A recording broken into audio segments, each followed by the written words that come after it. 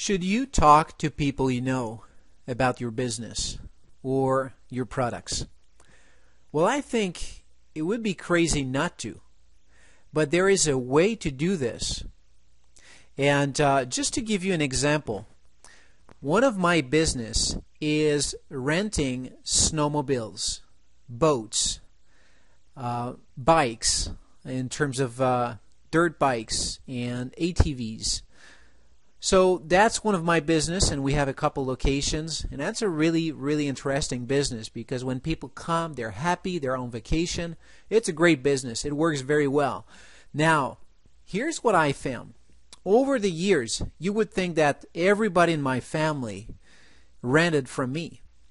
Well, that didn't happen. There's probably 2 or 3 people within my family and contacts that actually came to my place and rented one of my units.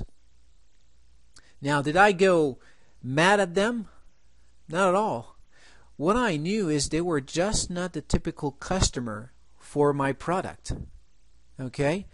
So what do you do in business is exactly what you should do in network marketing. It's a business too. It's a marketing business. Yet I see a lot of people do exactly the opposite. So in my traditional business, my rental business, what I do is, the first thing is I identified who my target market is. And I said, these are people who are on vacation and people who want to explore the nature, people who want to have fun. And so where do I find those people? Well, one place I found those people is in Europe, in France specifically. Why in France? Because France has this relationship with Canada, with the history. They see at a time when France owned Canada, and it kind of reminds them that we are cousins in some way. And they always have this love affair with Canada. So they come over here every year. They visit Canada. They want to explore the nature and all this. And snowmobile is one of these sports that is, used traditionally by people here in Quebec. It actually started in Quebec, the first snowmobile. So people come over here and they do this. So we organize tours for 4, 5, 7 days, and they explore the nature. They sleep in different hotels or lodges in the woods. It's a great experience. They're having a blast. So that is my typical market. So once I knew my target, who it was, I designed my marketing to find those people and present them information that make them interested in my product. So does that mean that I didn't talk to any one of my family member? No, of course not. The first thing you do normally when you launch a business is you let everybody you know that you exist. Or you do a launch of your business, you do some kind of an event that promote your business. Now they all came, family, friends, people I knew and people I didn't know came to the lunch, and they visited the place, they saw all that we rented, we gave them flowers. Guess what happened? Those who had an interest came back. Those who were my typical customer came back. Those who didn't went back home with their flower.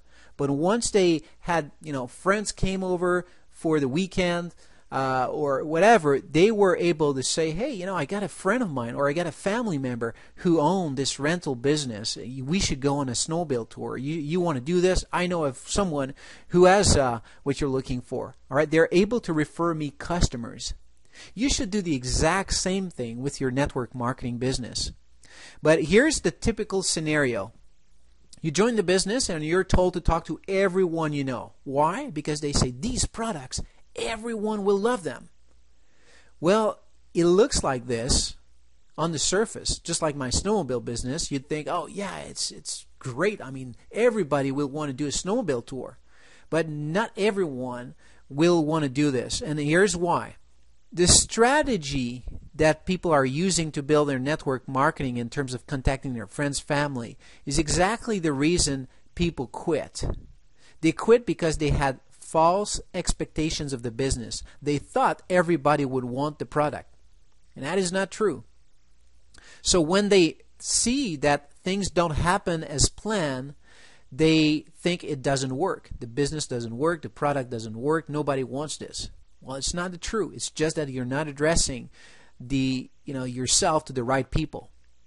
So that is the first thing. You definitely need to talk to the right people. Otherwise, you're going to be pushing, convincing people. It's not going to be a fun business to do. All right? So network marketing is suitable for anybody.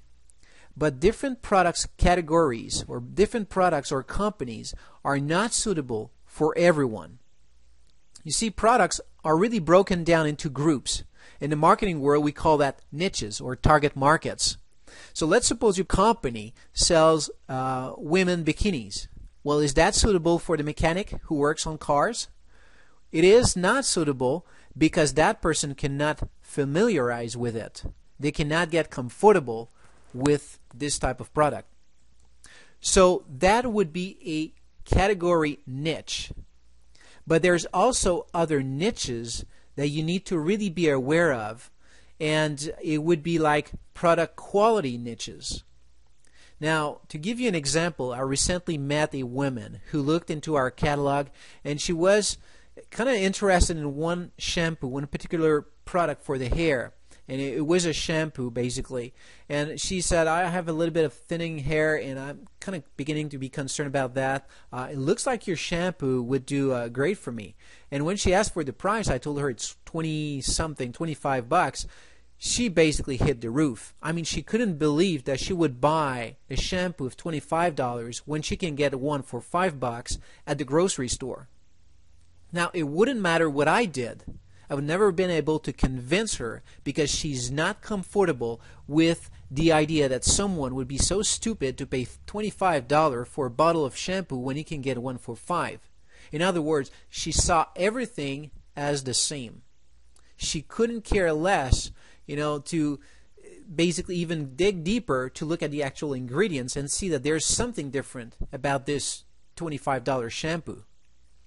She just thought a shampoo was a shampoo, just like a car is a car. So another example, a person who buys a car will absolutely not settle for anything less than, let's say, a BMW, because it is a quality they expect in a car. You can't get that person to go out and be a salesman for neon, all right, because that person would just feel very below themselves. So this is there is a group of people who will buy those products, and there is a group of people who will feel comfortable selling that kind of product because it's high class or it's cheap. So there's some network marketing companies that go out and their whole focus is on the fact that they have a cheaper product. And so the niche or the class of people that you're going to attract are going to be those people who are always looking for the cheap price in things. So you could go to Walmart and basically recruit like mad. And if you sell a very expensive skincare, then you need to be in a very expensive area. For example, you go to the department store and you see the lady that step up to that counter and she pays $200 for a 1 or 2 ounce jar. Well, there's your market. Those people want to pay because they want that quality. So yes, network marketing is for everyone, but particular product lines are not. Personally, I always preferred quality. I find that when you sell a cheap product, the type of customers you attract are always looking for deals.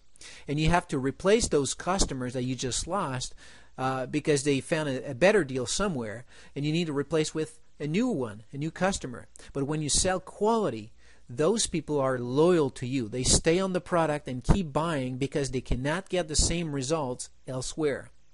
So the next thing you need to learn is if you sell, let's say, a first-class product, you need to be able to design your presentation in a way that the customer understand what the product does and how it differentiates itself from everything else on the market.